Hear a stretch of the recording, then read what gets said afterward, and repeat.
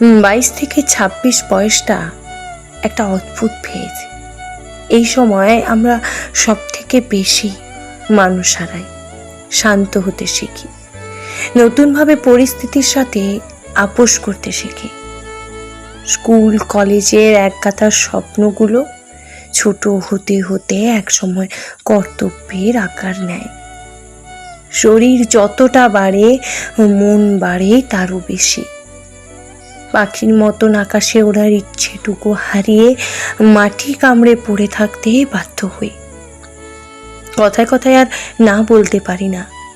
কেউ চলে গেলে পেছনে না ডেকে একটা দীর্ঘশ্বাসে মাথা নিচু করি। নিজেকে সামলাতে তখন একটা অন্ধকার ঘর, পছন্দের কয়েকটা গান, খুব বেশি হলে একটা পাশ বালিশ বেছে নিতে হয়। ব্যাস।